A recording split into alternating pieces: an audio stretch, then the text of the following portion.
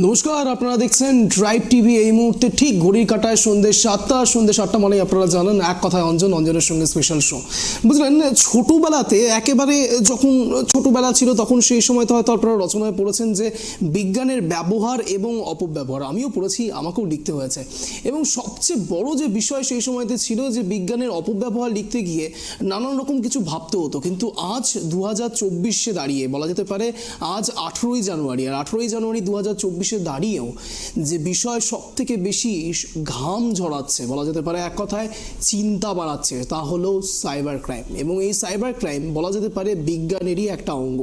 এবং সেই জন্যই আজ প্রথমেই শুরু করলাম বিজ্ঞানের ব্যবহার এবং অপব্যবহার নিয়ে। কেন এই বিষয়ে কথা বলছি?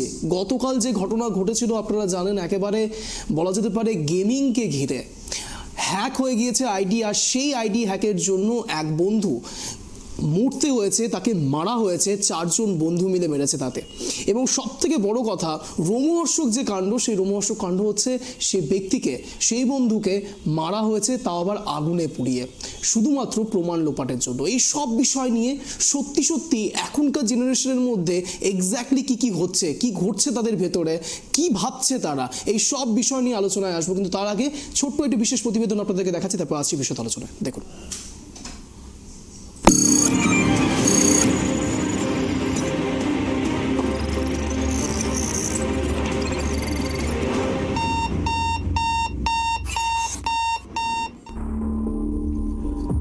ছোটবেলা থেকে সকলেই জেনে এসেছি বিজ্ঞানের দুটি দিক রয়েছে। সময়ের সাথে সাথে প্রযুক্তির উন্নতি হওয়ায় একদিকে যেমন দেশ উন্নতির পথে এগিয়েছে, ঠিক তেমনই দেশ জুড়ে ঘনিয়েছে সাইবার ক্রাইম নামক এক কালো বিষাক্ত ছায়া, যার কবলে পড়ে কখনো কেউ সর্বশান্ত হচ্ছেন, কখনো আবার কারোর অজান্তে তার ছবি আপলোড করে দেওয়া হচ্ছে পর্ন সাইটে, তো কখনো ঘটছে খুনের মতো ঘটনাও। প্রশাসন কি তাহলে চুপ? একদমই না। একদিকে প্রশাসন সাইবার ক্রাইমের রহস্য ভেদ করছে, অন্যদিকে বিজ্ঞান ও উন্নত প্রযুক্তিকে কাজে লাগিয়ে তৈরি হচ্ছে ক্রাইমের নিত্য নতুন চক্রব্যূহ। সেই চক্রব্যূহে কখনো জড়িয়ে পড়ছে সাধারণ মানুষের টাকা, কখনো আত্মসম্মান। আর সেই চক্রব্যূহ থেকে বেরোনোর উপায় খুঁজে না পেয়ে হয় সর্বস্ব খোয়াতে হচ্ছে, আর না হয় বেছে নিতে হচ্ছে আত্মহত্যার রাস্তা। সাইবার ক্রাইম এমন এক রাস্তা হয়ে দাঁড়িয়েছে যে রাস্তায় পা বাড়াচ্ছে বর্তমান যুগের তরুণ কিশোররা। কখনো টাকার লোভে ব্যাংক গ্রাহকদের অ্যাকাউন্ট হ্যাক করে তুলে নেওয়া হচ্ছে টাকা, কখনো আবার ঘটছে আধার কার্ড, কিউআর কোড জালিয়াতি, ওয়েবক্যাম হ্যাক করে অত্যাধুনিক প্রযুক্তিকে ব্যবহার করে ছবি বা ভিডিওতে মুখ এডিট করে তা ছড়িয়ে দেওয়া হচ্ছে পর্ন সাইটে। তারপর চলছে টাকার জন্য ব্ল্যাকমেলিং। এতদিন সাইবার ক্রাইম এতটা পর্যন্ত হয়ে এলেও এবারে যে ঘটনা ঘটেছে তা অত্যন্ত ভয়ানক বলেই মনে করছেন সব মহলের মানুষজন। অনলাইন গেমিং এর আইডি হ্যাক নিয়ে বন্ধুদের মধ্যে বচসা, আর তার জেরেই এক বন্ধুকে খুন করার পর প্রমাণ লোপাটের জন্য তার দেহ পুড়িয়ে ফেলার অভিযোগ উঠল অপর 4 বন্ধুর বিরুদ্ধে। শিহরিত হচ্ছেন? গায়ে কাটা দিল? না, এটা কোনো বিদেশের ঘটনা নয়। এই ঘটনা ঘটে গিয়েছে এই রাজ্যের বুকে। অনলাইন গেমিং, যার মাধ্যমে একদিকে যেমন ইউটিউবে ভিডিও শেয়ার করে টাকা আয় করার পাশাপাশি নিজের পরিবারের সাহায্য ছাড়াই নিজের স্বপ্ন পূরণের পথে এগিয়ে চলেছেন বর্তমান প্রজন্মের একাংশ, সেই জায়গায় দাঁড়িয়ে সামান্য গেমের আইডির জন্য চিরতরে খালি হয়ে গেল একটি মায়ের কোল। মুর্শিদাবাদ জেলার ফারাক্কার বাসিন্দা পাপাই দাস গত 8ই জানুয়ারি সন্ধ্যায় বাড়ি থেকে বেরিয়ে নিখোঁজ হয়ে গিয়েছিল সে। বহু খোঁজাখুঁজির পর 11 তারিখ ফারাক্কা থানায় নিখোঁজ অভিযোগ দায়ের করে যুবকের মা। পরবর্তীতে ফারাক্কার নিশ্চিন্দ্রা নৌকাঘাটের পাশে ফিডার ক্যানেলের ধার থেকে উদ্ধার হয় পাপাইয়ের আধপোড়া দেহ। তদন্তের স্বার্থে পাপাইয়ের 4 বন্ধুকে আটক করে জিজ্ঞাসাবাদ শুরু করে পুলিশ। আর এরপর যে তথ্য পুলিশের হাতে উঠে আসে তা জানার পর তাজ্জব বনে গিয়েছেন খোদ পুলিশ কর্মীরাই। ফ্রি ফায়ার গেমের আইডি নিয়ে 4 বন্ধুর সাথে বিবাদে জড়িয়ে পড়ে পাপাই। তারপরই পাপাইকে খুন করার পর প্রমাণ লোপাটের জন্য 4 বন্ধু পাপাইয়ের দেহ পুড়িয়ে দেয় বলে অভিযোগ। ওই 4 বন্ধুকে আটক করেছে পুলিশ। পাশাপাশি চলছে বিভিন্ন সচেতনতামূলক প্রচার। নিজেদের নৃশংস কৃতকর্মের জন্য হয়তো শাস্তি পাবে ধৃত ওই 4 জন, কিন্তু তাতে কি থামবে সাইবার ক্রাইম? হ্যাকাররা কি চুপচাপ বসে থাকবে? এরপর হয়তো অন্য কোনো জায়গায় প্রাণ হারাবে পাপাই দাসের মতো কোনো ছেলে, কিংবা ঘটে যেতে পারে ভয়ানক কোনো ঘটনা যা হয়তো আমাদের কল্পনার বাইরে। গত 10 বছরে ভারতে ফাইল করা সাইবার ক্রাইম রিপোর্ট অন্তত সেটাই বলছে। উত্তরপ্রদেশ বর্তমানে সেই পথেই এগিয়ে রয়েছে। উত্তরপ্রদেশে দেশের বাকি অংশের তুলনায় সাইবার অপরাধের সংখ্যা সবচেয়ে বেশি। শুধুমাত্র 2018 সালে কর্তৃপক্ষের কাছে 6000-এরও বেশি মামলা নথিভুক্ত হয়েছে। ভারতের কারিগরি রাজ্য কর্ণাটক সেই বছরই এই সংখ্যা অনুসরণ করেছিল। এই মামলাগুলির বেশিরভাগই তথ্য প্রযুক্তি আইনের অধীনে নথিভুক্ত করা হয়েছিল এবং এই মামলাগুলি ছিল প্রতারণা অথবা যৌন শোষণের শিকার। Bureau report, tribe TV. না, আজ কোনো রাজনৈতিক ডিবেট নয়, আজ বলা যেতে পারে আমার আপনার সবার সমস্যা নিয়ে ডিবেট। বলা যেতে পারে একটা কোনো কনক্লিউশনে আসতে হবে আমাদের। তার কারণ কি হচ্ছে আশপাশে, কেন হচ্ছে? আজ আমি এখানে বসে রয়েছি, এই মুহূর্তে যে সেলফোনটি ব্যবহার করছি, এই সেলফোনে এখন এই মুহূর্তে হয়তো সঠিক রয়েছে, কিছুক্ষণ পরে হয়তো আমার কাছেও একটা ব্ল্যাঙ্ক মেসেজ আসতে পারে, এই মুহূর্তে আমার কাছ থেকে টাকা চলে গিয়েছে। হ্যাঁ, হতে পারে, এটা আপনারও হতে পারে। আপনি এই মুহূর্তে যারা দেখছেন, এই মুহূর্তে যারা দর্শক আমাদেরকে দেখছেন, তাদেরও হতে পারে। বোঝার চেষ্টা করব এই মুহূর্তে, একেবারে আলাপ চাইতে আসা একে পরিচয় পর্ব সেরে নেব। এই মুহূর্তে রয়েছে আমাদের সঙ্গে মিস্টার সৌরভ সরকার, আমাদের সঙ্গে রয়েছেন সাইবার ক্রাইম বিশেষজ্ঞ, এবং একই সাথে আমাদের সঙ্গে রয়েছেন মাননীয় গৌরাঙ্গ চৌহান, রয়েছেন শিক্ষক আমাদের সঙ্গে, এবং একই সাথে রয়েছে আমাদের সঙ্গে ডক্টর দেবাশিস বিশ্বাস, সোশ্যাল ওয়ার্কার। আপনাদের তিনজনকেই স্বাগত জানাই ট্রাইব টিভিতে এই মুহূর্তে এক কথায় অঞ্চলে। সবচেয়ে বড় যে কথা, সব থেকে বড় যে সমস্যার কারণ হচ্ছে নিউ জেনারেশন সবচেয়ে বেশি অ্যাটাক্ট হচ্ছে এই বিষয়ের উপরে বলা যেতে পারে। তাই প্রথম প্রশ্ন রাখবো একেবারে সাইবার ক্রাইম বিশেষজ্ঞর কাছে। সৌরভবাবু, এই বিষয়টিকে ঠিক কি হচ্ছে এক্স্যাক্টলি, কি করে করছে সাইবার ক্রাইম যারা করছে এই বিষয়গুলো, তারা হাতিয়ার করছে কি করে এই নিউ জেনারেশনদের, একটু বিশদে যদি বলতেন। নমস্কার, আমি সাব ইন্সপেক্টর সৌরভ সরকার। বর্তমানে আমি রায়গঞ্জ সাইবার ক্রাইম পিএসে কর্মরত আছি। প্রথমেই কি করে হচ্ছে বা সাইবার ক্রাইম জিনিসটা কি সেটাকে বুঝতে গেলে আমাকে প্রথমে একটু এর ছোট্ট সংজ্ঞায় আসতে হবে। সাইবার ক্রাইম বলতে সেই সমস্ত ক্রাইমগুলোকে বোঝাচ্ছে যেখানে ডিজিটাল প্রযুক্তি ব্যবহৃত হচ্ছে, সেখানে ইন্টারনেট আছে, মোবাইল ডিভাইস আছে, কম্পিউটার আছে। এই জিনিসগুলি ব্যবহার করে যে ক্রাইমটি সংগঠিত হচ্ছে সেটাকে ছোট্ট কথায় বা ছোট্ট ডেফিনেশনে সরল সংজ্ঞায় সেটিকে সাইবার ক্রাইম বলা যেতে পারে। এর সূত্রপাত যদি দেখা যেতে পারে তাহলে ঝাড়খণ্ডের জামতারা বলে একটি সিনেমাও বেরিয়েছিল এই বিষয়ের উপর, জামতারার উপরে। তো সূত্রপাত যদি ধরা যায় তাহলে জামতারা থেকে এর সমস্ত সূত্রপাত হয়। আচ্ছা। যদি পরিসংখ্যান বলেন তাহলে এপ্রিল 2021 থেকে ডিসেম্বর 2023 অবধি 10,320 কোটি টাকা এখনো অবধি আর্থিক লস হয়ে গিয়েছে। আরেকবার সংখ্যাটা 10,320 কোটি। 10,320 কোটি। যারা দর্শক এই মুহূর্তে শুনছেন তারাও হয়তো অনেক বেশি পরিমাণে ভয়ভীত হবেন। হ্যাঁ, এটাই ঘটছে। কার কথা বলছেন, কে বলছেন শুনতে পাচ্ছেন, একেবারে সাইবার ক্রাইম বিশেষজ্ঞ বলছেন। অদ্ভুত বিষয়, এই এতগুলো টাকা কি করে নয় ছয় হচ্ছে, কোথা থেকে এই যাবতীয় ডেটাগুলো পাচ্ছে সৌরভবাবু? প্রথমে বর্তমানে প্রযুক্তি ইভলভ হচ্ছে। প্রথম দিকে যে ধরনের ক্রাইমগুলি হতো সেগুলি এখন হয়ে দিনের দিন সেটি আবার ইভলভ হয়ে অন্য ধরনের ক্রাইম ইনভলভ হচ্ছে। প্রথম দিকে ব্যাংকিং ফ্রডের মধ্যে একটা আননোন কলার থেকে কল আসতো যে আমি ব্যাংকের প্রতিনিধি বলছি, যেটিকে সাইবার ক্রাইমের ভাষায় ভিসিং বলা হয়। আচ্ছা। এবং অনেক সময় SMS আসতো যে আমি ব্যাংকে আপনার ATM কার্ড বা আপনার অ্যাকাউন্টটি আর অচল হয়ে যাবে, তো কাইন্ডলি সেটাকে আপডেট করুন, একটা লিঙ্ক থাকতো যেটিকে স্মিসিং বলা হয়। এরকম আমাদের সাইবার ক্রাইমে আরও কিছু টার্ম আছে। ফিশিং, যেখানে একটি মেল পাঠানো হতো, সেটিকে কোনো সরকারি সংস্থা বা কোনো ভেরিফাইড ওয়েবসাইটের প্রতিনিধি হিসেবে এমন করে সেটিকে ডিজাইন করা হতো, তো সেটিকে সত্যি করে মনে করে সেখানে বিভিন্ন আর্থিক প্রতারিত হতো মানুষজন, সেটিকে ফিশিং বলা হয়।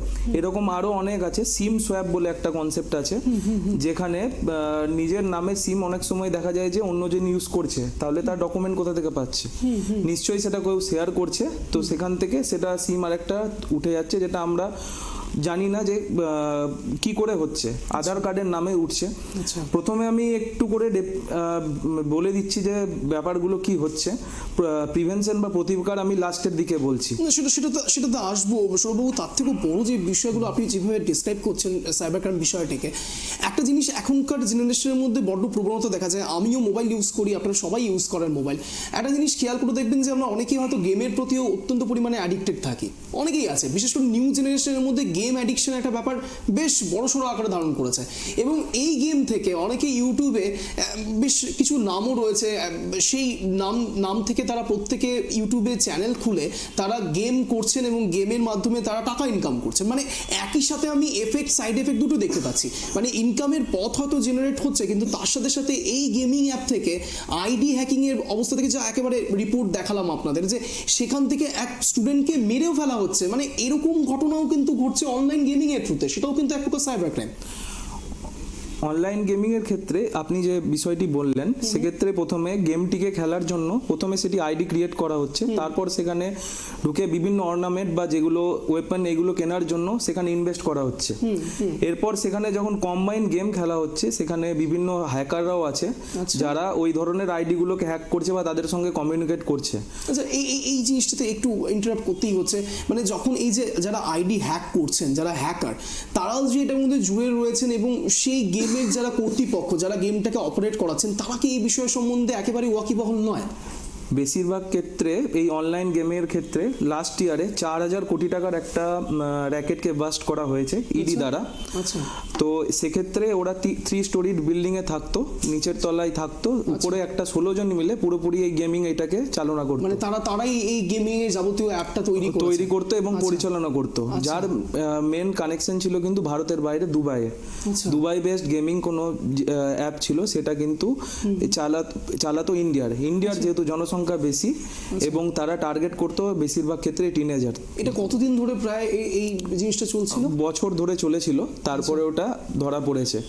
বেশিরভাগ ক্ষেত্রে যেহেতু এদের কানেকশন দুবাই বা বাইরের দেশে থাকে, তো সেক্ষেত্রে একটুখানি অসুবিধা হয়, কিন্তু আমাদের যেহেতু ক্রাইম বাড়ছে, তো আমাদের পুলিশিংও স্মার্ট হচ্ছে এবং সবাই প্রযুক্তিগত দিক থেকে এগিয়ে গেছে, তো শেষ অবধি তাদেরকে আমরা ধরতে সফল হয়েছি বাইরে। তো 4,000 কোটি টাকার একটা হিউজ অ্যামাউন্ট কিন্তু সেখানে ইনভেস্টেড রয়েছে।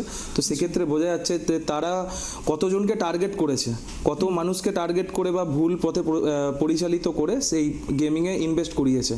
সেক্ষেত্রে কেউ হয়তো তার সর্বস্ব ঘরে বিক্রি করেও তো গেমটাকে ইনকাম করার জন্য ইনভেস্ট করেছে, বা সেখান থেকে ইনকাম করার জন্য তার সমস্ত প্রাণও দিতে গেছে, যেটার উদাহরণস্বরূপ এই ফারাক্কার ঘটনাকে আমরা দেখতে পারি। এছাড়াও কিছু ক্ষেত্রে টিনেজারদের করা হচ্ছে যেটাকে অনলাইন ভিডিও ব্ল্যাকমেলিং বলা হয় বা সেক্সটর্শন। এটা হয়তো আপনাদের কাছে কারোর কাছে হয়তো পরিচিত বা কারোর কাছে অপরিচিত, আমি জাস্ট একটু শর্টে বলছি। এক্ষেত্রে একটি ফেক অ্যাকাউন্ট খোলা হয়, যেখানে মেয়ের নাম দিয়ে ফেক অ্যাকাউন্টটি খোলা হয় ফেসবুকে।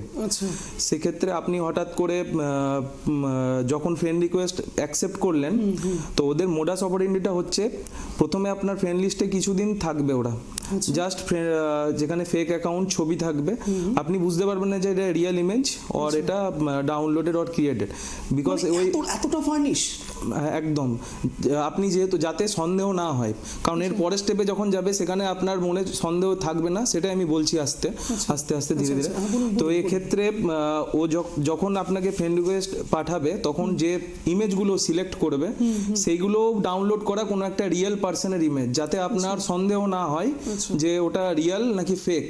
অ্যাকাউন্ট খুললে আমরা নিমেষে ধরে নিতে পারি হয়তো ফেক, কিন্তু সে হয়তো কোনো জায়গায় গেছে, হয়তো একটা মেয়ের ছবি দিয়ে এখানে খাচ্ছে বা সেখানে হয়তো দাঁড়িয়ে রয়েছে, যাতে আপনার মনে হয় যে সে হয়তো একটা রিয়েল টাইম একটা মেয়ে বা কোনো একটা ফেক অ্যাকাউন্ট নয়, এটা যেন বোঝা যায়। এরপর সে যখন আপনার সঙ্গে কথাবার্তা বলবে, কিছুদিন সে আপনার ফেসবুক প্রোফাইলেই থাকবে, সেখানে সে দেখবে যে আপনার ক্লোজ রিলেটিভ কারা রয়েছে বা আপনার বাড়ির লোক কারা রয়েছে। মানে এটা কতদিন ধরে তাও এই জিনিসটাও তারা করতে পারে, মানে কতদিন ধরে এই রিসার্চ তারা করে, এরকম কি কোনো পার্টিকুলার টাইম পিরিয়ড হয়? 2-3 দিন সে দেখেই বুঝতে পেরে যাবে আপনি কাদেরকে ক্রমাগত ট্যাগ করছেন বা কাদের পোস্টে কমেন্ট করছেন। তার মানে এই জায়গাটাতে কোনো দাঁড়িয়ে যারা অ্যাক্টিভ প্রোফাইল ক্রিয়েট করছেন, মানে আপনি যারাই হতে পারে, তারা প্রত্যেকে কোন সময় কি করছে, তাদের রেগুলার অ্যাক্টিভিটিগুলো তারা চেক করছে বসে। অবশ্যই। আচ্ছা। তো সেক্ষেত্রে আপনার ছবি থেকে রিয়াক্ট করলো বা আপনার কে প্রোফাইলে কমেন্ট করলো, আপনি কোনো ছবি শেয়ার করলে কাকে ট্যাগ করছেন, আপনার ফ্যামিলির বা আপনার যারা পরিচিত তাদের সবার আইডির পুরোপুরি ডিটেলস ওর কাছে থাকছে।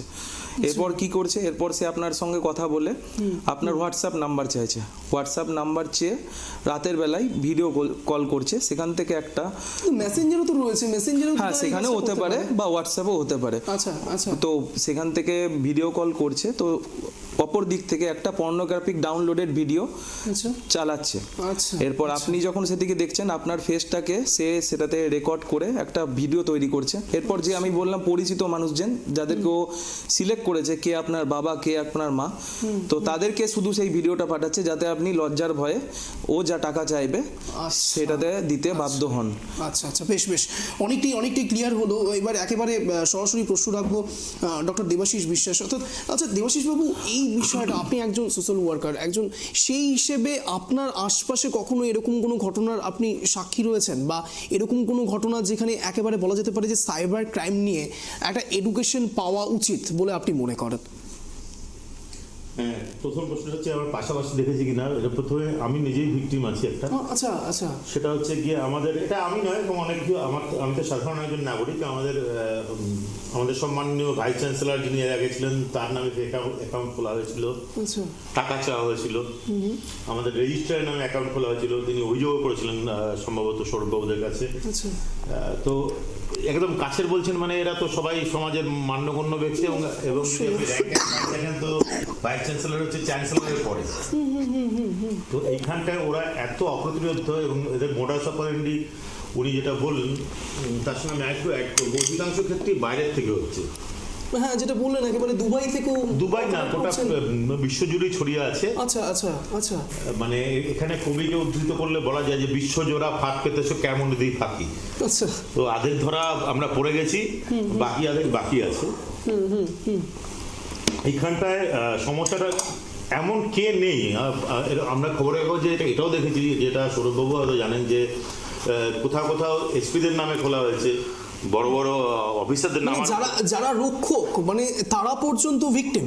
তারা ভিকটিম হবে না কেন? কারণ আপনি যদি ধরুন পানিপথের যে যুদ্ধ, সেখানে ইব্রাহিম লোদি হেরে গেছিল, বাবরের কম সৈন্যদল ছিল, কিন্তু বাবরের কাছে প্রযুক্তি নতুন ছিল, বাবরের কাছে কামান ছিল, ইব্রাহিম লোদির সৈন্যদল বেশি ছিল, লাঠি ধার ঢাল তলোয়ার এগুলো সব বেশি ছিল, তরোয়াল এগুলো সব বেশি ছিল, কিন্তু প্রযুক্তির কাছে তিনি হেরে গেছিলেন।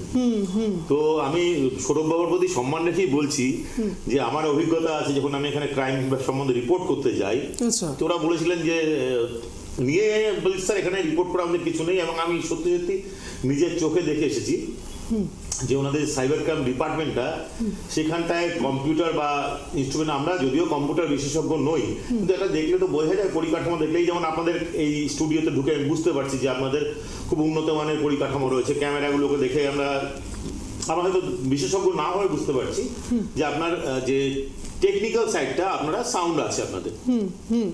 তো সেটা কিন্তু ওখানে এক ঝলক দেখলে যে কেউ, আপনারা যদি জানো ওনাদের অফিসে এখানে কর্মজারাতে গিয়ে দেখলেই বুঝতে পারবেন যে ঢাল নেই, তলোয়ার নেই, নিধিরাম সর্দার বলা হয়, নিধিরাম সর্দারের থেকে খুব খারাপ অবস্থা যে সাইবার ক্রাইম সেলের।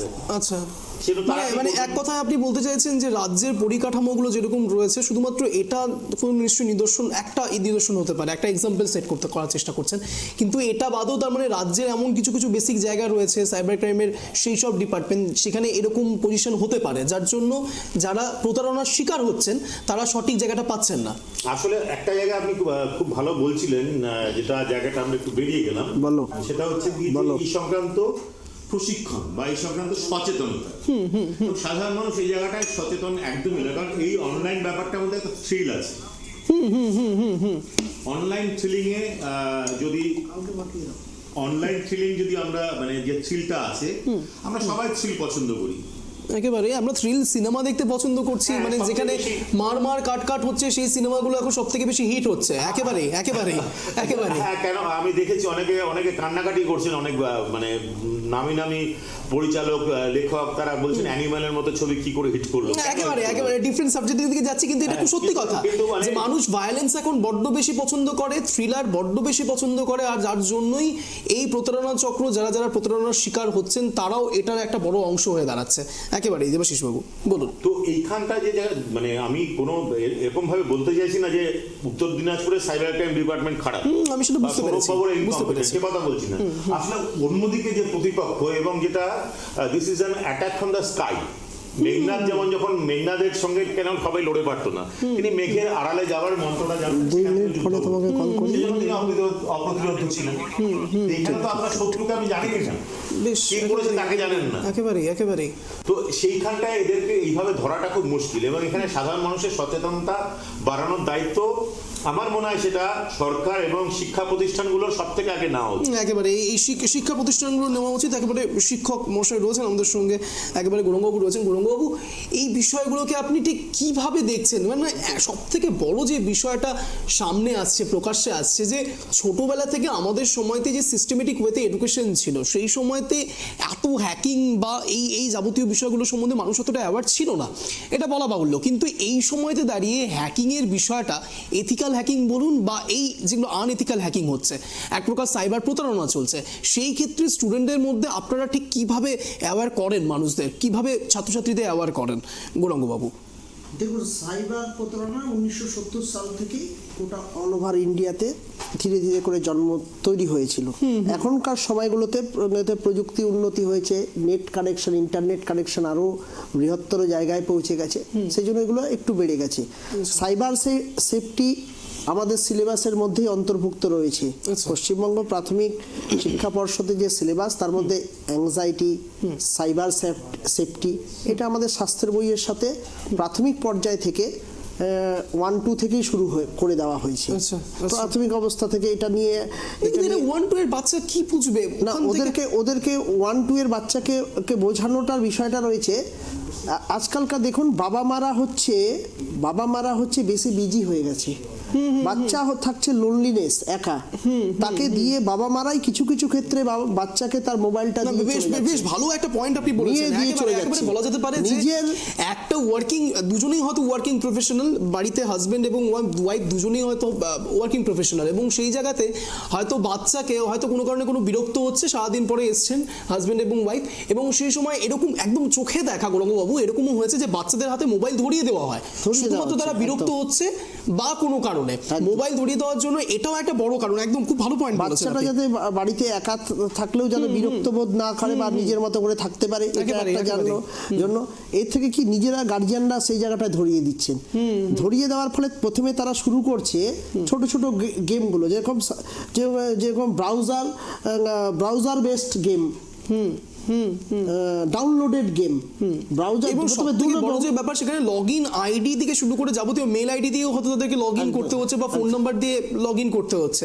এবং সবচেয়ে বড় যে বিষয়টা, একেবারে আসবো সৌরভবাবুর কাছে, সৌরভবাবু যে বিষয়টা একেবারে গৌরঙ্গবাবু তুলছেন, যে মা বাবারা তার হাতে, তার ছেলেমেয়েদের হাতে মোবাইল তুলে দিচ্ছেন এবং লগইন যখন করছে, বাচ্চারা তাদের কাছে মোবাইল যেটা দেওয়া হচ্ছে, তাদের মা বাবারই মোবাইল পাচ্ছে হয়তো হাতে, সেই সময়কালীন অবস্থাতে যে নাম্বারটা দেওয়া হচ্ছে বা ইমেল অ্যাড্রেসটা দেওয়া হচ্ছে, সেটা তো তাদের মা বাবারই। তার মানে কোনো এক কারণে যদি নাম্বারটা হ্যাক হচ্ছে বা সেই মেল আইডিটা যদি হ্যাক হচ্ছে, তাহলে তো মা বাবার ট্রানজাকশন হবেই, সেরকমভাবে ব্যাংক অ্যাকাউন্ট ফাঁকা হওয়ার সম্ভাবনা তো প্রচুর হয়। এক্ষেত্রে ব্যাংক অ্যাকাউন্ট ফাঁকা হওয়ার সম্ভাবনা সেক্ষেত্রেই বেশি হয়ে যায় যখন আমরা কোনো থার্ড পার্টি অ্যাপ্লিকেশন ডাউনলোড করছি। সেটা তো বাচ্চারা বুঝবে না। বাবা মাকে সেক্ষেত্রে একটু সজাগ দৃষ্টি রাখতে হবে। ফোনের পুরোপুরি কন্ট্রোল এভাবে দিলে সেক্ষেত্রে সম্ভাবনা কিন্তু বেশি হয়ে যাচ্ছে। তার মানে আপনি সব থেকে বড় হাইলাইটেড পয়েন্ট বলছেন, মা বাবাদের বিশেষ করে বাচ্চাদের দিকে ধ্যান দিতে হবে। অবশ্যই, একেবারে বলুন। সেক্ষেত্রে যদি তাদের ক্ষেত্রে কোনো গেম খেলতে যদি হয় বা কোনো অ্যাপ্লিকেশন যদি ডাউনলোড করতে হয়, এক্ষেত্রে ডেটা বা তথ্য চুরি বা আপনার ব্যাংকিং ডিটেলস চুরি তখনই হবে যখন সেটা অ্যাপটাকে ডিজাইনই করা হবে আপনার সেই তথ্যটাকে চুরি করার জন্য। আচ্ছা, বেশিরভাগ ক্ষেত্রে অনেক সময় আমরা দেখতে পাই যে ফেক লোন অ্যাপ্লিকেশন বা যে কোনো অ্যাপ্লিকেশন সব সময় গুগল প্লে স্টোর ছাড়া বা গুগল থেকে ডাউনলোড করে এপিকে ফাইল রান করে ওইভাবে করা যাবে না। না সৌরভবাবু, আপনি যেটা বলছেন প্লে স্টোরের কথা, প্লে স্টোরেও কিন্তু এরকম অনেক অ্যাপস রয়েছে যেগুলো অ্যাভেলেবেল প্লে স্টোরে, এবং সেখান থেকেও কিন্তু হ্যাকিংয়ের অনেক রকম প্রসিডিওর শোনা যায়। হ্যাকিং তখনই হবে যখন আপনি অ্যাপ্লিকেশনটা ডাউনলোড করবেন এবং সব অ্যাক্সেস দেবেন। আচ্ছা, যখন আপনি অ্যাক্সেসও একটা বড় পয়েন্ট। অবশ্যই, যখন অ্যাপটা ইনস্টল করার সময় আপনি যদি কন্ট্যাক্টের অ্যাক্সেস দিয়ে দেন, তাহলে আপনার সমস্ত কন্ট্যাক্ট কিন্তু ওখানে চলে গেল। আচ্ছা, যখন গ্যালারি অ্যাক্সেস দেবেন, সমস্ত অ্যাক্সেস গ্যালারি চলে গেল। এরপর যা আসবে আপনার ডেট অফ বার্থ বা যা ডিটেলস, আপনি কোন একটা অ্যাপ আমরা ইনস্টল করার আগে কিন্তু দেখি না যে কি অ্যাক্সেস চাইছে। আমরা অ্যাপটা যখন একদম সহমত দিল একেবারে। হ্যাঁ, নিশ্চয়ই বলুন। বলুন। যে উনি যে কথাটা বললেন সেখানটা আসলে আমার সুরক্ষা আমার হাতেই আছে।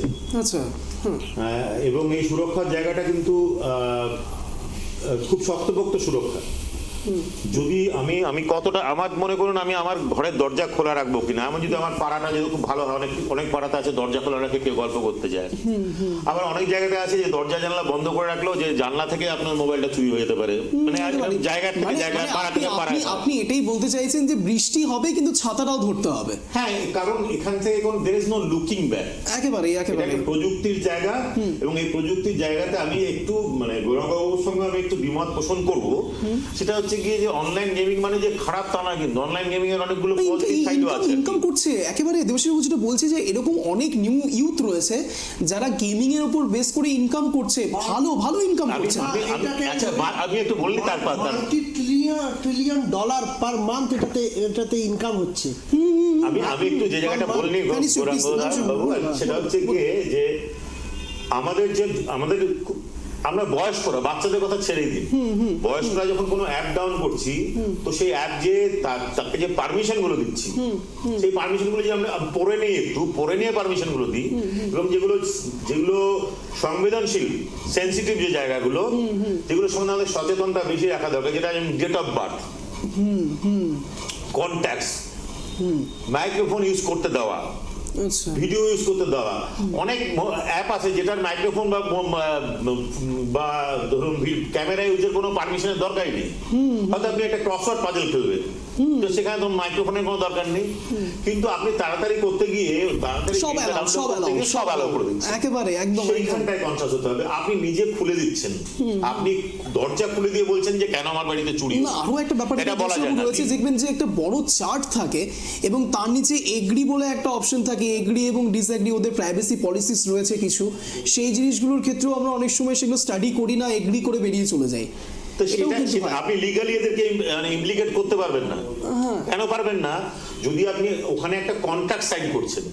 আমরা মনে করি যে আমরা জমি জমা বেচার সময় আমাদের এখনো ধারণা যে কাগজে যদি সই না করি তাহলে আমার কোনো ক্ষতি হবে না, এটা একটা ধারণা আছে, ভুল ধারণা। আপনি আরো একটা ভালো পয়েন্ট বলছেন দেবাশিস বাবু, এগ্রিড জায়গাটা সই করে দিচ্ছেন, টিপে দিচ্ছেন, নিশ্চয়ই বলুন। সঙ্গে সঙ্গে আপনি কিন্তু একটা কন্ট্রাক্টে সাইন করে দিচ্ছেন। ফলে সেই কন্ট্রাক্ট অনুযায়ী যদি কেউ আপনার তথ্য ব্যবহার করে, আপনি পৃথিবীর কোনো কোর্টে তাকে দোষী প্রমাণ করতে পারবেন। একেবারেই তো, নিশ্চয়ই। সেই সচেতনতা বিল্ড আপ করার দায়িত্ব আমাদের, তৈরি করার দায়িত্ব আমাদের। আর একেবারে আসবো, এই বিষয় নিয়ে আলোচনা চলবে আমাদের, কিন্তু সময় এখন একটা ছোট্ট বিরতির, ফিরছি বিরতির পর। সঙ্গে থাকুন, কিন্তু কেউ ঘোরাবেন না, ট্রাইব টিভি দেখতে থাকুন, নজর রাখুন।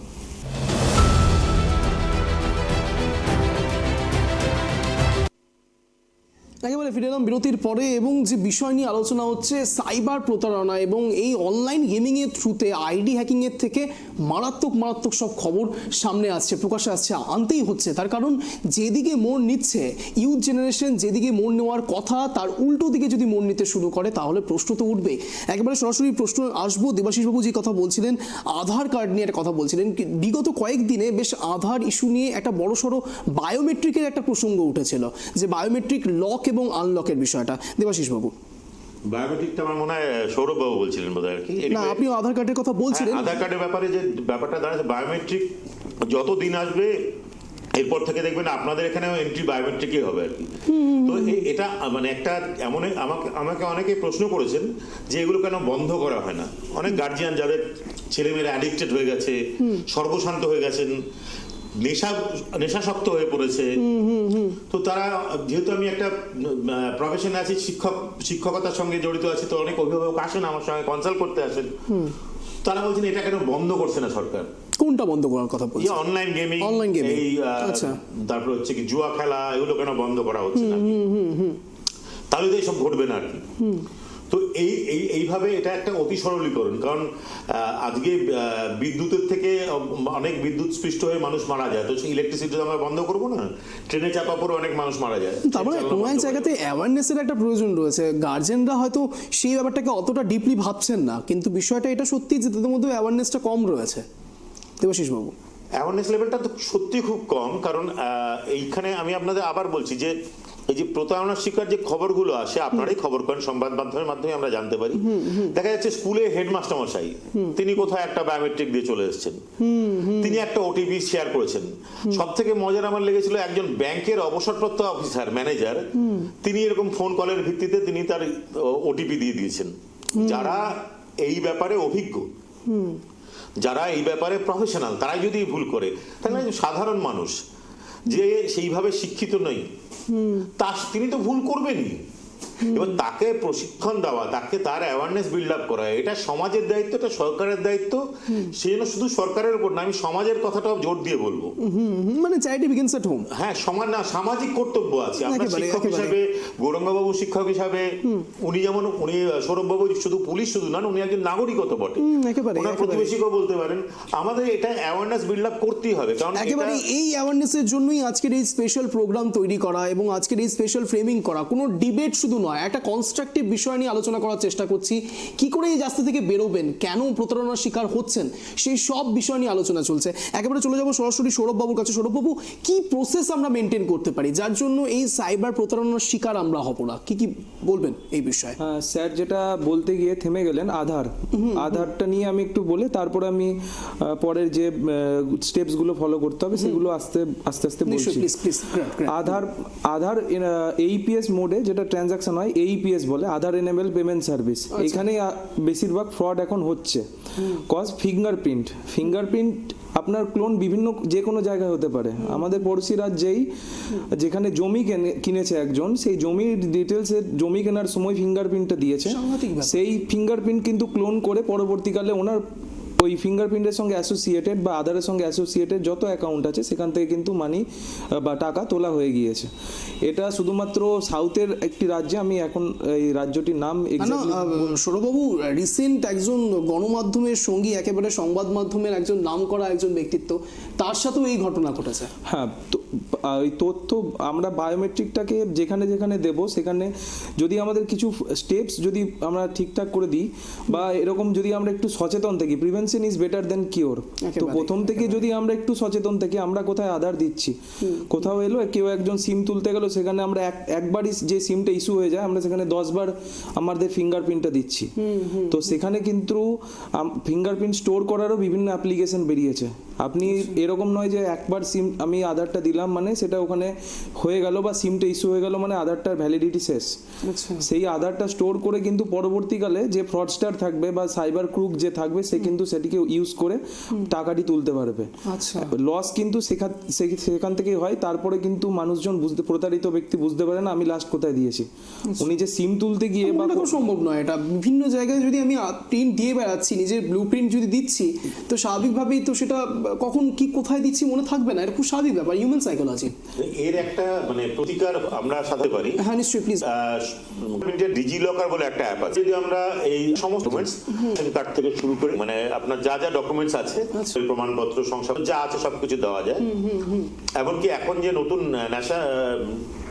এই নিউ এডুকেশন পলিসি এসছে 2020, সেটা আপনাকে এনেবল করছে যে আপনার যে মার্কশিটটা সেগুলোকেও আপনি ওখানে আপলোড করে রাখতে পারবেন এবং যে কোনো জায়গায় ক্যারি করতে পারবেন, ওটা প্রুফ হিসেবে গ্রাহ্য। এবার ডিজি লকারে যখন আমি এয়ারপোর্টে যাচ্ছি, তখন যখন তারা আপনাদের আধার দেখছে, তখন আধারের নাম্বারটাকে ওখানে ঢেকে দেওয়া হচ্ছে। আমার ছবিটাকে দেখানো হচ্ছে, কিন্তু আধারের নাম্বারের কয়েকটা ডিজিট শুধু হয়তো প্রথম দিকে 2টো ডিজিট দেখানো হচ্ছে বা 3টে ডিজিট দেখানো হচ্ছে, বাকিটা ক্রস থাকছে। তাহলে এই যে যারা এটাকে ব্যবহার করছে, তারা কিন্তু আর ওইভাবে, আমরা কি করছি, আমরা আধার কার্ডটাই সরাসরি দেখিয়ে দিচ্ছি। কিন্তু ডিজি লকারের ক্ষেত্রে আপনাকে সেটা হবে না। ডিজি লকার গ্রহণ করতে সবাই বাধ্য, কি পুলিশ, কি সিআরপিএফ, সর্বোচ্চ অথরিটি যারা আর কি, আর্মি, সবাই আপনার ডিজি লকারকে গ্রান্ট করতে বাধ্য। সেটা ভারতবর্ষের আইন অনুযায়ী, সেটা অনেকে জানেন না। এবং ডিজি লকার এখনো অবধি কিন্তু আমি আমার পরিচিতদের মধ্যে খুব কম লোক ব্যবহার করেন দেখেছি।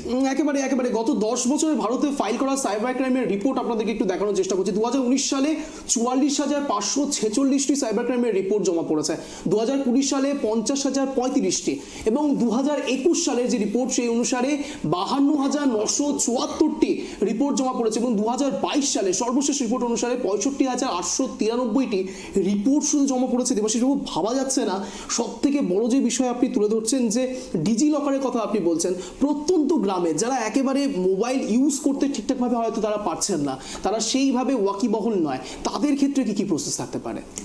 দেখুন, যারা 2G প্রযুক্তির মোবাইল ব্যবহার করেন তারা কিন্তু এই সাইবার ক্রাইমের আওতার অনেক বাইরে আছে। আচ্ছা আচ্ছা আচ্ছা, মানে তারা তাদের ক্ষেত্রে সেই ভয়টা নেই না, সেক্ষেত্রে তো ওই ফিঙ্গারপ্রিন্টের ব্যাপারই আসছে না। ফলে দেখবেন কিন্তু ওটিপি না, ওটিপিটার সম্বন্ধে সচেতন থাকতে হবে, কিন্তু ওই ফিঙ্গারপ্রিন্ট রিলেটেড ব্যাপারগুলোর থেকে তারা অনেকটা দূরে থাকবেন। আর দ্বিতীয়ত হচ্ছে গিয়ে গ্রামের মানুষও যদি বলেন, টেলিডেন্সিটি যদি আমরা দেখি যে কতটা মোবাইল ব্যবহার করা হচ্ছে, সেটা দেখুন ইন্ডিয়াতে প্রচন্ড পরিমাণে কিন্তু। আচ্ছা আচ্ছা, এবং সাইবার ক্রাইমের ক্ষেত্রে গোটা বিশ্বের সাইবার ক্রাইমের প্রায় 13% উপর হচ্ছে ইন্ডিয়াতে হয়, দ্বিতীয়তে আছে হচ্ছে আমেরিকা, প্রথম কিন্তু হচ্ছে ভারতবর্ষ। আচ্ছা আচ্ছা, মানে এবং সবাই এটা মনে রাখতে হবে, আমাদেরকে সতর্ক হতে হবে আমাদের সবাইকে। আমি ট্রাইব টিভিকে ধন্যবাদ দেবো এই কারণে যে আপনারা এত সুন্দর একটা বিষয় নিয়ে এই অ্যাওয়ারনেস বিল্ড আপের জন্য এই প্রোগ্রামটা করেছেন। আপনারা আরো করুন, আরো জানান মানুষকে, কারণ ভীষণ ভীষণ দরকার। শুধুমাত্র ভারতবর্ষের অপরাধীরা নয়, গোটা বিশ্বের অপরাধীরা তারা তাকিয়ে আছে ভারতবর্ষের দিকে, কারণ ভারতবর্ষ খুব দ্রুত উন্নতি করছে এবং লোকের হাতে ফোন বেশি আসছে। যে কটা মোবাইল প্রডিউসিং কোম্পানি আছে তাদের টার্গেট কিন্তু ভারতবর্ষ। আচ্ছা, যত বেশি মোবাইল ফোন আসবে, যত মানুষের হাতে মোবাইল যাবে, তত সাইবার ক্রাইমার যারা করে তাদেরও সুযোগ বেশি আসবে। এবং আপনারা জানলে ভারতবর্ষ প্রথম ফার্স্ট ইউজারের দিকে, তো কারণ মোবাইল বিষয়টা আমেরিকা ব্রিটেনের ক্ষেত্রে সেই কান্ট্রিগুলো অনেক আগেই ব্যবহার করে চলছে। 50-60 জিবি সেখানে চলছে, এখানে তো 3 জিবি বা 5 জিবিতে জাস্ট লঞ্চ করছে। তো এখানে বেশিরভাগ মানুষ যখন প্রথম জিনিসটাকে নিচ্ছে, সেই জায়গাটার ক্ষেত্রে কৌতূহলও থাকছে এরকম, কিন্তু পাশাপাশি আবার কিছু অনভিজ্ঞতাও থাকছে। সেই জন্যই অনভিজ্ঞতার বেসেই এই কাজগুলো হচ্ছে। আমি একটা পয়েন্টের উপরে লিখে দেবো, যেটা দিয়ে আমাদের হেডলাইন আজকে শুরু হয়েছিল, যে কিছু ছেলেরা একসাথে মাল্টিপল গেমস খেলছিল, মাল্টিপল গেম খেলতে খেলতে তারপরে একজনকে সে হয়তো কোনো কিছু বলতে পারে না বা দিতে পারে না বা টাকা দিতে পারে না, তারপরে তাকে পুড়িয়ে মারলো, যেটা আজকের হেডলাইন ছিল। সাংঘাতিক বিষয়। আমি সেই বিষয়টাতেই বলবো যে প্রথমে বাবা মাদেরকে, ছাত্রছাত্রীদেরকে স্কুলে যেটা হচ্ছে, কিন্তু বাবা মাদেরকে সতর্ক করা প্রথমে ছোট অবস্থা থেকে। দ্বিতীয়ত বাচ্চাদেরকে টাস্ক দিতে লাগবে। আরো একটা বিষয় না দেয় তাহলে বাড়িতে মানে মনোবিদ মানে যারা রয়েছেন তাদের ক্ষেত্রেও এই জিনিসটা আমি কথা বলেছিলাম পার্সোনালি, অনেক মানুষের সঙ্গে, অনেক মনোবিদের সঙ্গে আমার কথা হয় এই বিষয়টা নিয়ে। ইন্টারেস্টিং বিষয় যে মনোবিদরা বলছে যে ম্যাক্সিমাম সময়তে বাচ্চারা, বিশেষ করে ছোট বাচ্চারা, তারা খুব ডিপ্রেশনে ভোগে, একাকিত্বে ভোগে, এবং এই একাকিত্বে ভোগার জন্য তারা মাল্টিপল চয়েস খোঁজার চেষ্টা করে। এবং মোবাইল এমন একটা জায়গা যে জায়গাতে তারা এন্টারটেন হয়, এবং এই এন্টারটেন হতে গিয়ে তাদের ব্যবহারটাও বাড়ে, এবং এই ব্যবহার করতে গিয়ে তারা যে ব্যবহার করছে, আদৌ কি ব্যবহার করছে, কেন ব্যবহার করছে, এটা কিন্তু ওরা অতটা পরিমাণে বুঝতে পারছে না, কিন্তু তারা ব্যবহার করে যাচ্ছে। সব থেকে বড় যেটা আসবো একেবারে সৌরভবাবুর কাছে, সৌরভবাবু একটা জিনিস খেয়াল করে দেখবেন, ইউটিউবে বিশেষ করে এই জিনিসটা এখন বহুল প্রচলিত, যে কোনো একটা ভিডিও ওপেন করবার আগে একটা অ্যাড আসে, হয়তো অ্যাড আসছে, ওটাকে স্কিপ অ্যাড করতে হয়, হয়তো স্পন্সরশিপ কিছু একটা থাকে, সেই স্পন্সরে যে বাচ্চা সে তো বুঝতে পারছে না, সে হয়তো কোনো কারণে ওই জায়গাটা ক্লিক করে দিচ্ছে, এবং সেখান থেকে অটোমেটিক্যালি থার্ড পার্টি ওয়েবসাইটে তাকে রিডাইরেক্ট করে দেওয়া হচ্ছে। সেই ক্ষেত্রে কি করা যেতে পারে? অ্যাড বন্ধ করার তো কোনো এরকম নেই, ওরকম করে স্কিপ অ্যাড করতে হবে না। আমি বলছি স্পন্সরশিপ থাকে, স্পন্সর থাকে, এগুলো তো গভর্নমেন্ট অফ ইন্ডিয়া তো আগে থেকেই ওটাকে ইন্ডিয়াতে যাতে প্রচলিত না হয় সেটা তো করা যেতে পারে হয়তো।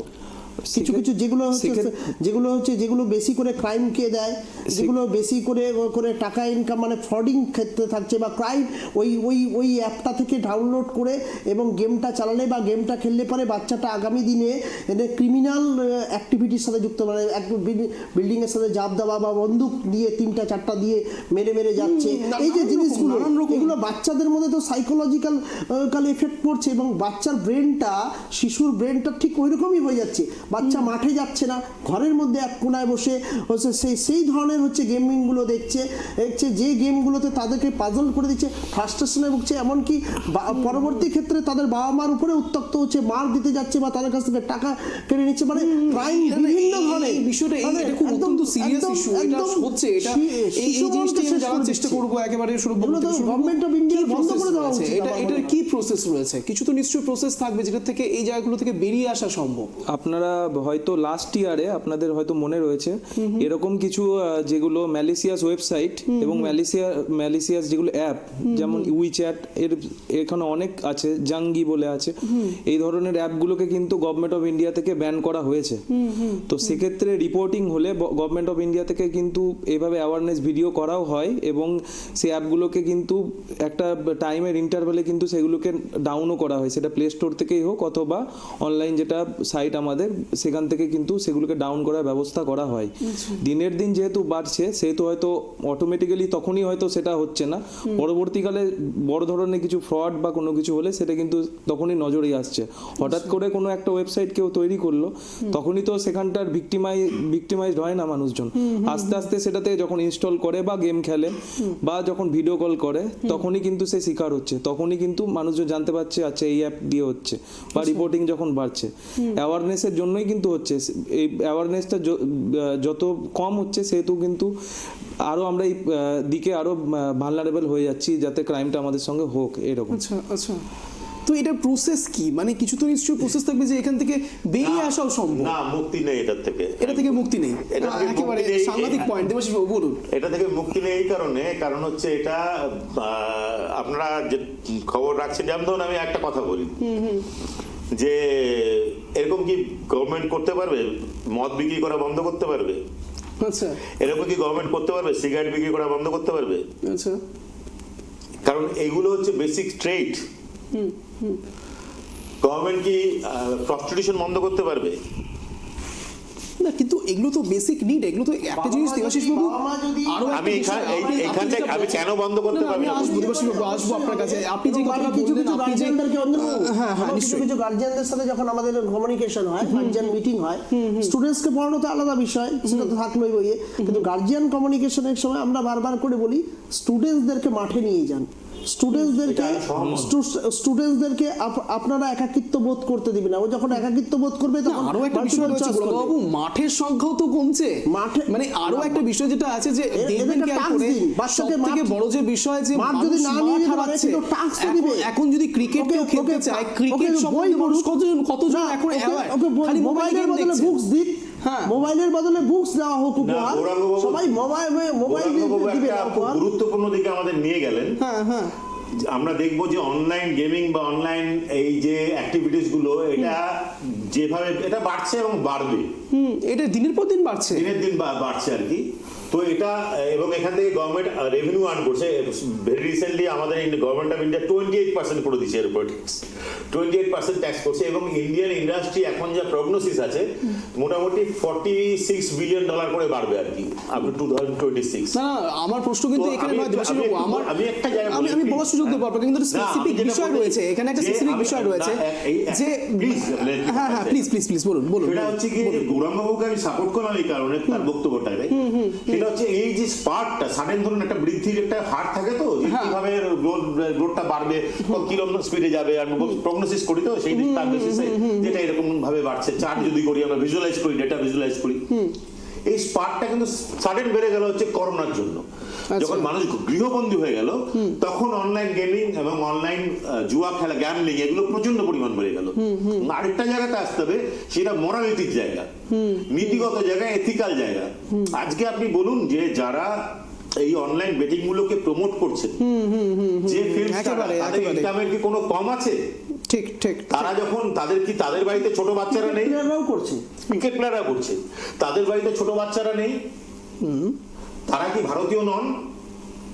ভারতীয় ভাবধারা যদি তারা বিশ্বাসী হতেন তারা অন্তত নিজের যদি অন্যের বাচ্চাকে নিজের বাচ্চা বলে মনে করতেন, যদি বসুধৈব কুটুম্বকম মনে করতেন, তাহলে আর যাই হোক না কেন এই ক্রিকেটাররা যারা বলেন আমরা সিগারেট খাই না, আমরা নেশা করি না, তারা তার চাইতে বড় নেশার দিকে এই যুবকদের এই মানে কি বলবো কুসুম কোমল বাচ্চাদেরকে ঠেলে দিচ্ছেন।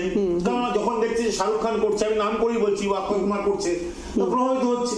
যখন দেখছেন MS ধোনি খেলছেন, তো প্রভাবিত হবে না? প্রভাবিত তো হবেই, মানে মানে স্বাভাবিক। মানে কোনো এক জায়গাতে আপনি বলছেন যে সমাজের যারা উচ্চ হ্যাঁ, পদস্থ তাদের জায়গায় রয়েছে দায়িত্ব আছে, তাদের একটা সামাজিক দায়িত্ব। দায়িত্বের কথাই বলছিলাম, না, আরো একটা আপনারা বিষয় রয়েছে দেবাশিস বাবু, যেটা একেবারে ইগনোর করা যায় না। মূল বিষয় যেটা, সেটা হচ্ছে বেকারত্বের হারও কিন্তু প্রচুর পরিমাণে বাড়ছে। সেটাও একটা বড় কারণ যার জন্য মানুষ অনলাইনের দিকে, অনলাইন ইনকামের দিকে অনেক বেশি পরিমাণে ঝুঁকিপ্রবণ হচ্ছে। এবং তার জন্যই এরকমও গেমিং সাইটগুলো বা অ্যাপসগুলো, বিশেষ করে এরকম অনেক অনলাইন সাইট আছে যারা বলছে যে একদিনে 2,500 টাকা, একদিনে 3,000 টাকা, একেবারে এই কোট আনকোট কথাগুলো বলছি যে একদিনে 2,500 টাকা, 3,000 টাকা আপনারা ইনকাম করতে পারেন। এই যে প্রবণতাগুলো বারবার করে, যেটা বারবার অ্যাড আসছে, আপনারা দেখছেন, আমরা দেখছি, এবং দেখার ফলে অটোমেটিক্যালি সেটার দিকে আমাদের লোভ বাড়ছে, প্রবণতাটা বাড়ছে যে একবার ক্লিক করে দেখি না ভিতরে কি রয়েছে। একদম একদম সঠিক কথা বলেছেন যে এই যে লোভ,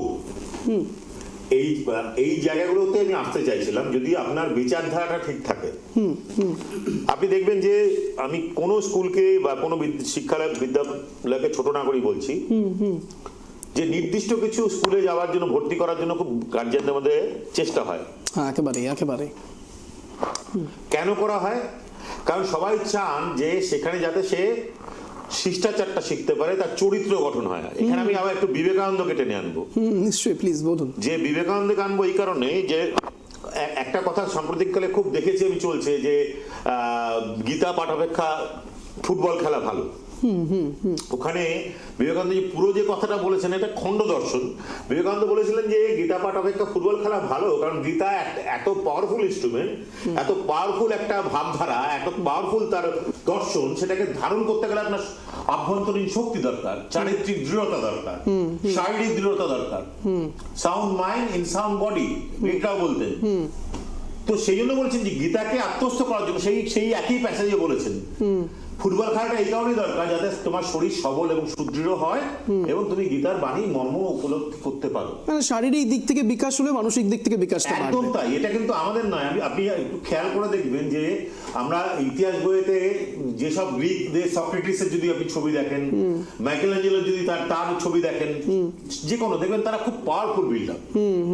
কারণ ওই সময় কথাটাই ছিল হচ্ছে গিয়ে তাদেরকে প্রেজেন্ট করা হয় সাউন্ড সেইভাবে। Mind in sound body. একেবারে, তারা হচ্ছে গিয়ে একেবারে। জিমে যেতেন, আজকে যেমন জিমে যাওয়া হচ্ছে, এবং জিমে গিয়ে কিন্তু তারা আবার এই মনস্তাত্ত্বিক আলোচনা, মননশীল আলোচনা করতে। তো আমি যেটা বলতে চাইছি যে আপনার চারিত্রিক গঠনটা সেটা বাড়ির থেকে হবে, সেটা আপনার ইনস্টিটিউট করবে, সেটা সমাজ করবে।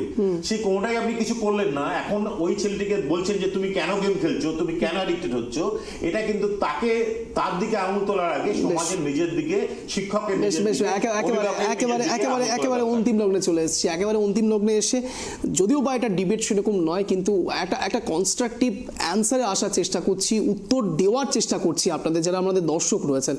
কিন্তু 1 মিনিট করে টাইম ফ্রেমিং থাকবে। এবার প্রত্যেকে স্ট্যান্ড পয়েন্ট রাখবেন, বলার চেষ্টা করবেন ওয়ান লাইনারে। একেবারে প্রথমেই সুযোগ দেবো গৌরাঙ্গবাবুকে। গৌরাঙ্গবাবু, আপনার 1 মিনিট সময় শুরু হচ্ছে এখন, প্লিজ কেউ ইন্টারাপ্ট করবেন না সেখানে, বলুন। দেখুন, অনলাইন গেমিংয়ের ক্ষেত্রগুলোতে বন্ধ করতে হবে আমাদেরকে নিজেকে নিজের দায়িত্ব নিতে লাগবে। নিজের বাড়িকে, নিজের পিতামাতাকে নিজের দায়িত্ব নিতে লাগবে। কেউ কারো সিকিউরিটি নিতে পারবে না। ছেলে মেয়েদের মধ্যে ছোটবেলা থেকে যে ধারণাগুলো তৈরি করে দিতে লাগবে যাতে এইগুলোর দিকে অ্যাডিকশন না হয়, নয় তাদেরকে বই থেকে শুরু করে এই খেলার মাঠে নিয়ে যাওয়া, এগুলো একাকিত্ব বোধ না করানো, তাদের স্বাস্থ্যের কিন্তু ক্ষতি হচ্ছে। এক জায়গায় বসে যখন তারা করছে দেখবেন খুব মেন্টালি, শারীরিক এবং মানসিক দুটো স্বাস্থ্যই তারা হারিয়ে ফেলছে। সেই সব জায়গাগুলো থেকে অনলাইন অবশ্যই বন্ধ করা উচিত এবং আমাদের সবাইকে নিজের দায়িত্ব নিতে লাগবে। নিজেকে সচেতন যদি না হয় তাহলে এটা থেকে উদ্ধার পাওয়া হয়তো সম্ভব নয়। কারণ আগামী দিনে আরো আসবে, আগামী দিনে আরো নতুন দিক আসবে। কোনটা ভালো কোনটা মন্দ আমাকে নিজেকে বিচার বিশ্লেষণ করতে হবে। বেশ। এবার সরাসরি সুযোগ দেবো একেবারে সৌরভবাবুকে। সৌরভবাবু, আপনার 1 মিনিট সময় শুরু হচ্ছে এখন, একটু কনক্লুড করার চেষ্টা করুন প্লিজ। সাইবার ক্রাইম যত দিন যাবে, এখন যে ক্রাইমগুলোকে আমরা দেখছি ক্রমাগত সেগুলোকে আপগ্রেড হবে বা সেগুলি হয়তো আমাদের কিছু নতুন থাকবে, কিছু বা তার আগের সঙ্গে ম্যাচ থাকবে। সেক্ষেত্রে আমাদের অনলাইনে বিভিন্ন ধরনের কোনো কিছু লিঙ্ক ক্লিক করার আগে সেদিকে ভাবতে হবে সেটি ট্রাস্টেড সোর্স থেকে আসছে কিনা। সে গুগলের বিভিন্ন আমরা অ্যাপ ইউজ করতে থাকি, আমাদের ফোনে হাজার রকমের অ্যাপ থাকে। সেক্ষেত্রে কোনো মানিটারি যে ট্রানজাকশন হয় সেই অ্যাপগুলো থেকে, সেক্ষেত্রে কোনো যদি আমাদের টাকা যদি না যায় বা কোনো যদি থাকে, সেক্ষেত্রে আমরা কোনো কিছু কাস্টমার কেয়ারকে গুগল থেকে সার্চ করার চেষ্টা করি। এই প্রবণতা তো সবার আছে। তো যে নাম্বারগুলো সেখানে লিস্টেড থাকে, তো সেই নাম্বারগুলিতে অধিকাংশই কিন্তু ফ্রড হয়। ওগুলো ফ্রডস্টারের নাম্বার, সেগুলোকে লিস্টিং করা হয় টাকা দিয়ে। তো সেক্ষেত্রেই কিন্তু শুরু হয়। তো গুগল কাস্টমার কেয়ারের নাম্বার কিন্তু গুগল থেকে সার্চ করা যাবে না। কোনো কিছু ফেসবুকে ক্রমাগত কোথাও যাচ্ছি বা কোথাও খেতে যাচ্ছি, সেগুলোকে পোস্ট করা যাবে না। সেখান থেকে আরো প্রবলেম আমাদের সম্মুখীন হতে পারে। আর ছোট্ট করে বলতে চাই, মানে আমাদের সুপিরিয়ার্সদের গাইডেন্সে এখনো অবধি আমরা সাইবার ক্রাইমে অনেক ক্রিমিনালকে ধরতে সক্ষম হয়েছি, এবং সুপিরিয়ার্সদের গাইডেন্সে আমরা এখনো 20 লাখের উপরে রিকভারি করতে সক্ষম হয়েছি সুপিরিয়ার্সদের গাইডেন্স। বেশ বেশ বেশ, এবার একেবারে অন্তিম লগ্নে এসে দেবাশিস বাবুকে আপনাকে 1 মিনিট সময় দেওয়া শুরু হচ্ছে। আপনার স্ট্যান্ড পয়েন্ট রাখুন, 1 মিনিট সময় শুরু হচ্ছে আপনার। স্ট্যান্ড পয়েন্ট হচ্ছে গিয়ে এটা বন্ধ করা যাবে না, এটাকে যেটা করতে হবে কন্ট্রোল করতে হবে। হ্যাঁ, এবং এখানে অনেকগুলো পজিটিভ সাইডও আছে অনলাইন গেমিং এর। অনলাইন গেমিং করলে পরে কগনিটিভ বিহেভিয়ার বাড়ে। আচ্ছা, এবং যারা মানসিকভাবে প্রতিবন্ধকতা আছে বাচ্চারা, তারা এইসব গেমিং করলে পরে তাদের অনেক সুবিধা হয়। তাদের ডিসিশন মেকিং ক্যাপাসিটি বাড়ে, অ্যাকুরেসি বাড়ে। আরেকটা ব্যাপার আছে হ্যান্ড আই কোঅর্ডিনেশন। এই যে আপনি কথা বলতে বলতে মোবাইল চালাচ্ছেন, এই যে কোঅর্ডিনেশনটা, এটা সবার থাকে না, এটা বেড়ে যায়। টিম ওয়ার্কের সময় একসঙ্গে মিলে খেললে টিম ওয়ার্কে একটা মানসিকতা তৈরি হয়। এইসব পজিটিভ সাইড আছে। এখানে নেগেটিভ সাইড কি আছে না, রং ভ্যালুস তৈরি হয় আর কি। সব থেকে বড় হচ্ছে ভ্যালু সিস্টেমটা নষ্ট হয়ে যায়। এই ভ্যালু সিস্টেমটাকে তাহলে এই ভ্যালু বাদ বাকিগুলো যেগুলো একলা হওয়া, এগুলো আমার মতে হচ্ছে কি ভ্যালু সিস্টেমকে আমাদের রিভাইভ করতে হবে, মূল্যবোধকে জাগ্রত করতে হবে, এবং সেখানে চরিত্র গঠনে আমাদেরকে মনোসংযোগ করতে হবে।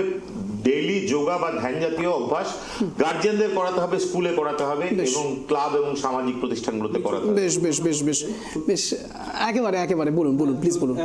সমস্ত সচেতনতার পর যদি কারোর সাথে কোনো রকম করে সাইবার যদি ফ্রড হয়, তাহলে তিনি 1930 যেটা গভর্নমেন্ট অফ ইন্ডিয়ার আছে, সেই নাম্বারে কল করে ওটি রিপোর্টিং করতে পারেন, অথবা national cyber crime reporting portal আছে ওয়েবসাইট গভর্নমেন্ট অফ ইন্ডিয়ার, সেখানেও সেটিকে রিপোর্ট করতে পারেন। বেশ বেশ বেশ, একেবারে অন্তিম রাউন্ডে চলে এসেছি। আপনাদের তিনজনকেই জানাই ট্রাইব টিভিতে জয়েন করার জন্য, এক কথায় অঞ্জন আসবার জন্য অশেষ ধন্যবাদ। এবং যে কথা বলে আজকের এই স্পেশাল শো শেষ হতে হচ্ছে, যদিও বা আজকের এই ইস্যু একেবারেই এই 1 ঘন্টায় শেষ করা সম্ভব নয়, আরও অনেক সময় দরকার। কিন্তু চেষ্টা করলাম আপনাদেরকে মোরাল ভ্যালু কিছু অ্যাড করবার জন্য, চেষ্টা করলাম আমাদের গেস্ট যারা এসেছেন তাদের প্রত্যেকের থেকে আপনাদের কিছু অ্যান্সার দেওয়ার, এবং সেই অ্যান্সার কতটা দেওয়ার চেষ্টা করতে পেরেছি আমরা কতটা পেরেছি সেটা আপনারাই বলবেন। এবং এরকমই টান শো দেখার জন্য ঠিক সন্ধ্যে 7টায় নজর রাখতে হবে ট্রাইব টিভির পর্দায় এক কথায় অঞ্চলে। ধন্যবাদ।